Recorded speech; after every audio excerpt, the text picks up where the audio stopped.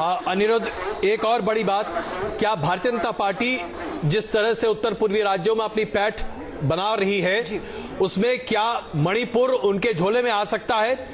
क्योंकि जो engineering, social engineering की बात वहां की जा रही है, वो अपने आप में काफी प्रमुख है, और अगर मणिपुर भारतीय जनता पार्टी के झोली में आ जाए तो शायद इससे बड़ी बात भारतीय जनता पार्टी के लिए नहीं हो सकती। कई बड़े नेता वहां पर डेरा डाले बैठे रहे। आपने सोनेवाल और राम माधव का जिक्र किया, शहनवाज हुसैन भी वहां जाकर पहुंचे थे और वहां पर लगातार उन्होंने तमाम मीटिंग्स की थी, लेकिन उसके बावजूद भी जो नतीजे आ रहे हैं अनिरुद्ध, वो कम से कम अभी फिलहाल बीजेपी का आंकड़ा बढ़ा तो है, लेकिन उनके हक में जाते हुए नहीं नजर आ रहे हैं ओवरऑल, अगर मणिपुर की टैली की बात करें हम।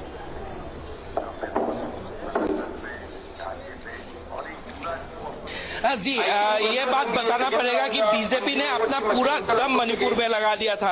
और रही बात बीजेपी की, जो 2012 में जो विधानसभा चुनाव हुए थे उनमें बीजेपी को सिर्फ 2 सीटें मिले थे, और इसके बाद आज के तारीख में यदि बीजेपी मणिपुर में सरकार बना लेती है तो वो एक उत्तर पूर्व के लिए ही नहीं, पूरे भारत वर्ष में ही बीजेपी उत्तर पूर्वी राज्यों में एक अपना पहचान बना लेगा और एक हिस्ट्री क्रिएट हो जाएगा। लेकिन यहाँ पर रही बात बीजेपी की, तो आप कह सकते हैं कि बीजेपी का यहाँ पर सरकार बनाना अपना मुद्दा नहीं था, बल्कि मणिपुर में वैली में जो बीजेपी ने अपना पहचान बना लिया है वही एक बड़ा बात है। और बीजेपी यदि सरकार बना नहीं पाती है तभी एक बात तो कहना पड़ेगा, बीजेपी ने अपना जो है मणिपुर में गाड़ दिया है। और एक बात यहाँ पर मैं कहना चाहूंगा कि मणिपुर में जो चुनाव हुआ उसका यदि बीजेपी की जीत होती है आज के तारीख में, तो मैं समझता हूं कि सबसे बड़ा श्रेय शायद असम के वरिष्ठ बीजेपी नेता हिमंत बिस्वा शर्मा को जाएगा। राम माधव को तो जाएगा ही, लेकिन हिमंत बिस्वा शर्मा ने जिस कदर से यहाँ पर चुनावी प्रसार किए थे वो बहुत ही बिल्कुल राम माधव और हेमंत की ये टीम तारीख में असम के साथ लगातार हो रहा है, बिल्कुल इसमें कोई शक नहीं। लेकिन एक बड़ी खबर जो अभी हम आपके सामने प्रस्तुत करना चाहते हैं, उत्तर प्रदेश के आंकड़े अपने आप में बड़े दीगर हैं। 251 रुझान भारतीय जनता पार्टी के खाते में। अब इससे बड़ी बात और क्या हो सकती है?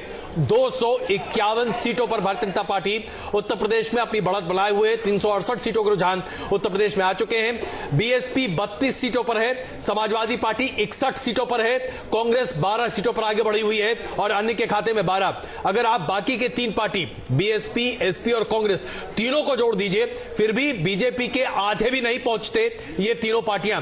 तो यह प्रदर्शित करती है कि 2/3 बहुमत पूरी तरीके से भारतीय जनता पार्टी के पास मिल सकता है अगर रुझान यही बने रहते हैं। इसमें सबसे रोचक मामला ये होने जा रहा है कि समाजवादी पार्टी और कांग्रेस दोनों को जोड़ लीजिएगा, और अगर इस रफ्तार से थोड़ा सा तेज भी रफ्तार हो गई इनकी, तो भी दोनों 90 से आगे नहीं बढ़ पा रहे हैं जी। तो आप ये जो प्रोजेक्ट करने की कोशिश की जा रही थी कि 225-30 पे हो जाएंगे, यानी कि वो अपने लक्ष्य से 35% पे आ गए हैं वो ऑलरेडी।